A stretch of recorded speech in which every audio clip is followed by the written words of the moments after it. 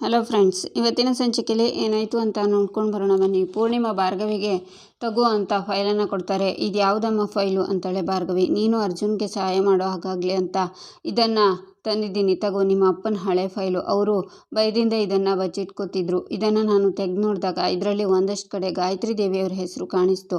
ನಿನಗೆ ಸಹಾಯ ಆಗ್ಬೋದು ಅಂತ ತಂದಿದ್ದೀನಿ ಅಂತಾರೆ ಪೂರ್ಣಿಮಾ. ಭಾರ್ಗವಿ ಫೈಲ್ ನೋಡಿ, ಅಮ್ಮ, ಅಪ್ಪ ನನ್ನ ಕೈ ಬಿಟ್ಟಿಲ್ಲ ಅಮ್ಮ ಅಂತಾಳೆ.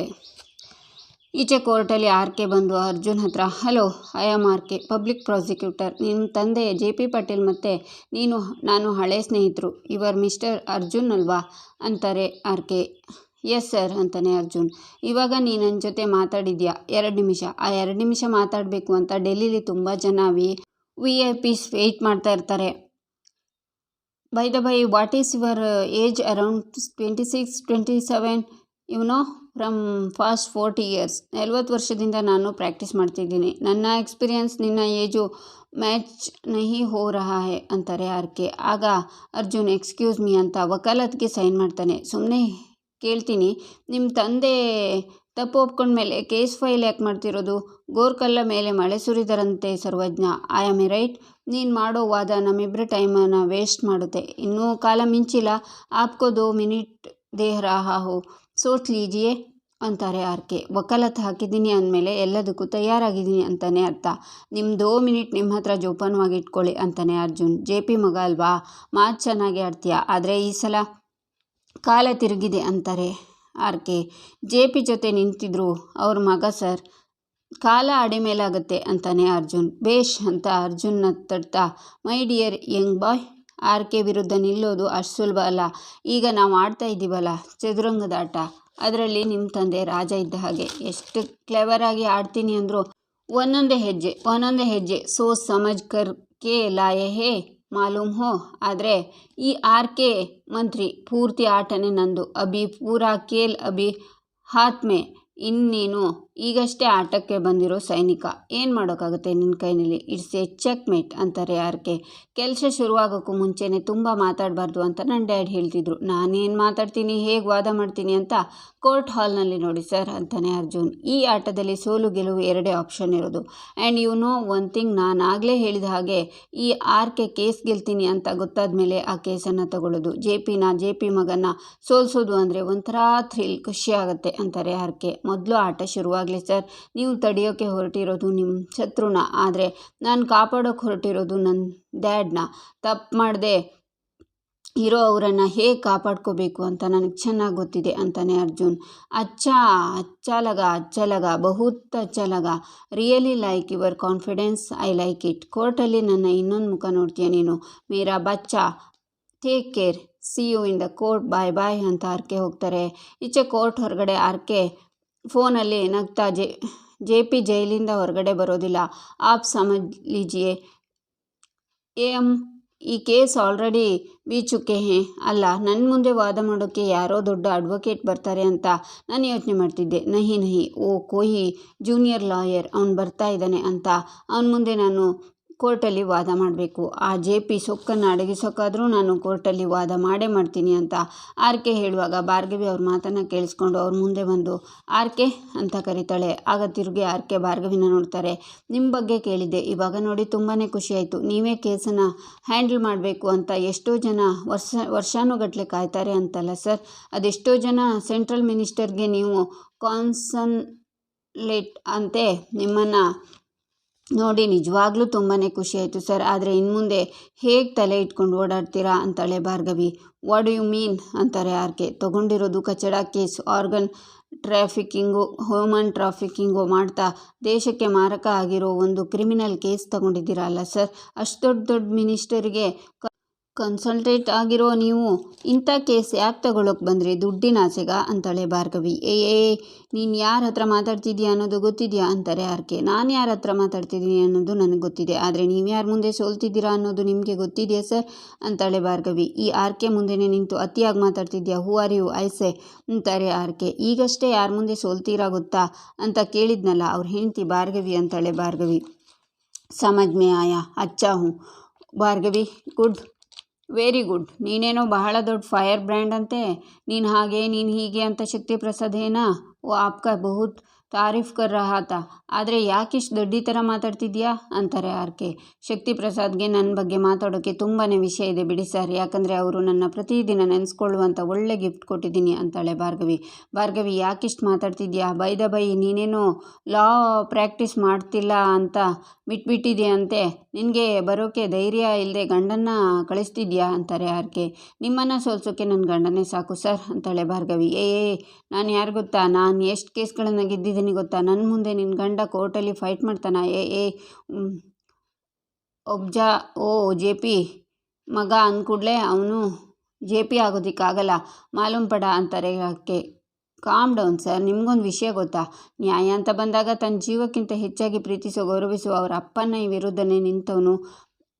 ಆದರೆ ಈಗ ಅವರ ಅಪ್ಪಂಗೆ ಯಾರಿಂದನೋ ಮೋಸ ಆಗ್ತಿದೆ ಅಂದಾಗ ಖಂಡಿತ ಸುಮ್ಮನೆ ಇರಲ್ಲ ಅರ್ಜುನ್ ಪಾಟೀಲ್ ಅಂತಾಳೆ ಭಾರ್ಗವಿ.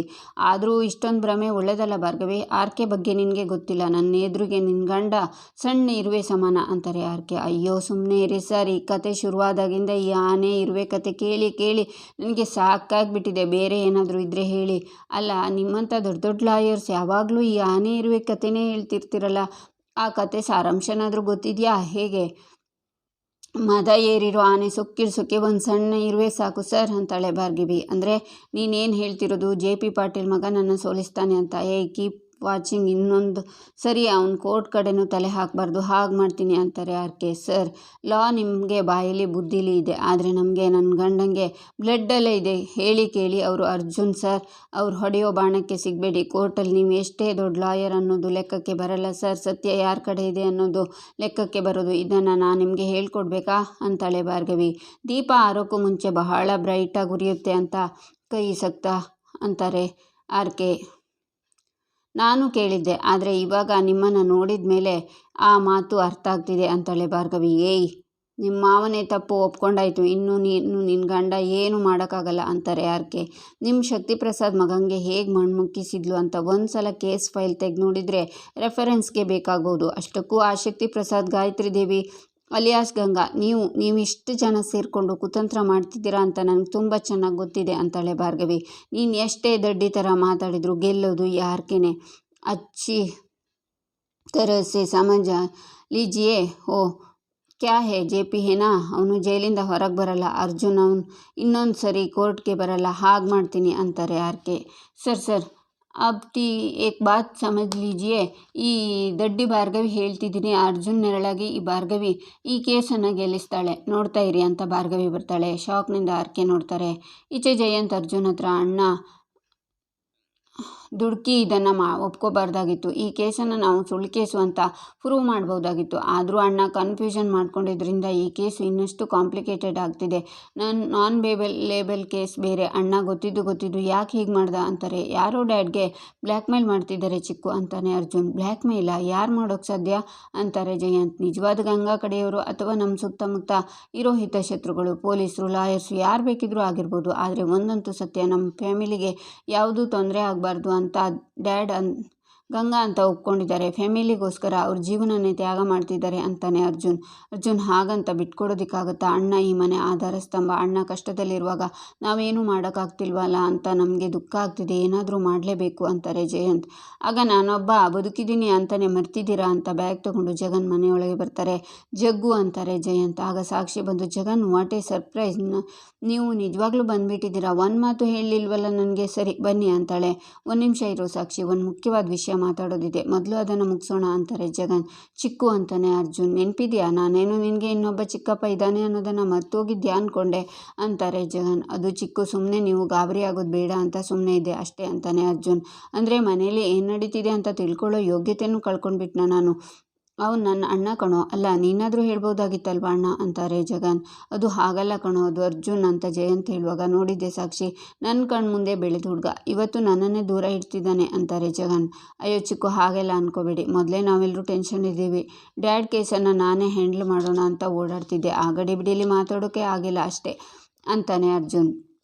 ಬಂದವನು ನೇರವಾಗಿ ಜೈಲಿಗೆ ಹೋಗಿದ್ದೆ, ಅಣ್ಣ ಏನೂ ಮಾತಾಡ್ತಿಲ್ಲ, ಟೆನ್ಷನಲ್ಲಿ ತುಂಬ ಸೊರ್ಗೋಗಿದ್ದಾನೆ ಅಂತಾರೆ ಜಗನ್. ಅಲ್ಲಿ ಅಣ್ಣ, ಇಲ್ಲಿ ಮನೇಲಿ ಎಲ್ಲರ ಸ್ಥಿತಿನೂ ಹಾಗೇ ಇದೆ ಕಣೋ, ಅದರಲ್ಲೂ ಅಮ್ಮ ಅಂತೂ ಇತ್ತೀಚೆಗೆ ಸರಿಯಾಗಿ ಊಟನೇ ಮಾಡ್ತಿಲ್ಲ ಕಣೋ, ಅಣ್ಣನಿಗೆ ಏನಾಗುತ್ತೋ ಅನ್ನೋ ಭಯ, ಗಾಬರಿ ಅಂತಾರೆ ಜಯಂತ್, ಡ್ಯಾಡ್ಗೆ ಏನು ಆಗದೆ ಇರೋ ಹಾಗೆ ಕಾಪಾಡಿಕೊಳ್ಳೋ ಜವಾಬ್ದಾರಿ ನಂದು. ಅದೇ ಪ್ರಯತ್ನದಲ್ಲಿದ್ದೀನಿ ಅಂತಾನೆ ಅರ್ಜುನ್ ಪರಿಸ್ಥಿತಿ ಕೈಮೀರಿ ಹೋಗ್ತಿದೆ. ಆ ಆರ್ಕೆ ನಿನ್ನನ್ನು ಸೋಲೋದಿಕ್ಕೆ, ಅಣ್ಣನ ಮಾನ ಮರ್ಯಾದೆ ಹರಾಜಾಕೋಕೆ ಕಾಯ್ತಿದ್ದಾನೆ ಅಂತಾರೆ ಜಗನ್. ಎದುರಿಗೆ ಯಾರಿದ್ದಾರೆ ಅನ್ನೋದು ಮುಖ್ಯ ಅಲ್ಲ, ನ್ಯಾಯ ನಮ್ಮ ಕಡೆ ಇದೆಯೋ ಇಲ್ವೋ ಅನ್ನೋದು ಅಷ್ಟೇ ಮುಖ್ಯ. ಡ್ಯಾಡ್ ತಪ್ಪು ಮಾಡಿಲ್ಲ ಅನ್ನೋ ನಂಬಿಕೆ ನನಗಿದೆ ಅಂತಾನೆ ಅರ್ಜುನ್. ಆದರೆ ಆರ್ಕೆ ಎದುರುಗಡೆ ನೀನಿನ್ನು ಮಗು ಕಣೋ, ನನಗೂ ಒಳ್ಳೊಳ್ಳೆ ಲಾಯರ್ಸ್ ಕಾಂಟ್ಯಾಕ್ಟಲ್ಲಿದ್ದಾರೆ, ಯಾರನ್ನಾದರೂ ಕರೆಸೋಣ, ಅವರೇ ಎಲ್ಲ ನೋಡ್ಕೋತಾರೆ ಅಂತಾರೆ ಜಗನ್. ಬೇಡ ಚಿಕ್ಕು, ಈ ಕೇಸನ್ನು ನಾನೇ ಹ್ಯಾಂಡಲ್ ಮಾಡ್ತೀನಿ. ನೋಡಿ ಚಿಕ್ಕು, ಬೇರೆ ಲಾಯರ್ಸ್ಗೆ ಡ್ಯಾಡ್ ಒಬ್ಬ ಕ್ಲೈಂಟ್, ಇದೊಂದು ಸಾಮಾನ್ಯ ಕೇಸ್. ಆದರೆ ಅವ್ರು ನನಗೆ ಡ್ಯಾಡ್, ಅವ್ರ ಗೌರವದ ಪ್ರಶ್ನೆ, ಅವ್ರ ಜೀವನದ ಪ್ರಶ್ನೆ ಇದು. ಅವರು ನಿರಪರಾಧಿ ಅಂತ ಪ್ರೂವ್ ಮಾಡೋದಕ್ಕೆ ನಾನು ಯಾವ ಹಂತಕ್ಕೆ ಬೇಕಿದ್ರೂ ಹೋಗೋಕೆ ರೆಡಿ ಅಂತಾನೆ ಅರ್ಜುನ್. ಸರಿ, ನಿನ್ನಿಷ್ಟ, ಕಾನ್ಫಿಡೆಂಟ್ ಆಗಿದೆಯಾ ಅಂದರೆ ಓಕೆ, ನಾನು ನಿನ್ನ ಜೊತೆ ಇರ್ತೀನಿ ಅಂತಾರೆ ಜಗನ್. ನೀನು ಈಗ ಬಂದಿದ್ದು ನಮಗೆ ನೂರಾನೇ ಬಲ ಬಂದಂಗಾಯಿತು. ನಾವೆಲ್ಲರೂ ಸೇರಿ ಅಣ್ಣನ ಹೊರಗಡೆ ತರೋಣ, ಇದರಲ್ಲಿ ಗೆಲ್ಲಿಸೋಣ ಅಂತಾರೆ ಜಯಂತ್. ಮನೆಯವರೆಲ್ಲರೂ ಒಂದಾಗಾಯಿತು. ಬಾವ ಆದಷ್ಟು ಬೇಗ ಮನೆಗೆ ಬರ್ತಾರೆ ಅಂತಾಳೆ ಸಾಕ್ಷಿ. ಈಚೆ ಭಾರ್ಗವಿ ಆಫೀಸ್ ರೂಮಲ್ಲಿ ಅರ್ಜುನ್ ಫೈಲ್ ಹತ್ರ ಇರುವಾಗ, ಶ್ರೀಮಂತ ಮಗಳೇ ಏನು ಮಾಡ್ತಿದ್ಯಾ ಅಂತಾನೆ. ಇದರಿಂದ ಅರ್ಜುನ್ಗೆ ಸಹಾಯ ಆದರೆ ಅಷ್ಟೇ ಸಾಕು ಅಂತಾಳೆ ಭಾರ್ಗವಿ. ಆಗ ಅರ್ಜುನ್ ಬಂದು, ನಿಮಗೆ ಇಲ್ಲಿಗೆ ಬರೋಕೆ ಹೇಳಿದ್ಯಾರು? ನಾನು ಕಷ್ಟಪಟ್ಟು ಕಲೆಕ್ಟ್ ಮಾಡಿರೋ ಸಾಕ್ಷಿನ ಗಾಯತ್ರಿ ದೇವಿಗೆ ಕೊಡೋಕೆ ಬಂದಿದ್ದೀರಾ ಅನ್ನಿಸ್ತಿದೆ. ಡ್ಯಾಡಿ ವಿಷಯದಲ್ಲಿ ನಾನು ಈ ಥರ ರಿಸ್ಕ್ ತಗೊಳ್ಳೋಕ್ಕೆ ರೆಡಿ ಇಲ್ಲ ಅಂತ ಅರ್ಜುನ್ ಹೋಗ್ತಾನೆ. ಇಲ್ಲಿಗೆ ಈ ಸಂಚಿಕೆ ಮುಕ್ತಾಯವಾಗುತ್ತೆ. ಮುಂದಿನ ಸಂಚಿಕೆಗಾಗಿ ನಮ್ಮ ಚಾನಲನ್ನು ನೋಡಿ ಸಬ್ಸ್ಕ್ರೈಬ್ ಮಾಡಿ, ಲೈಕ್ ಮಾಡಿ, ಸಪೋರ್ಟ್ ಮಾಡೋದನ್ನು ಮರಿಬೇಡಿ.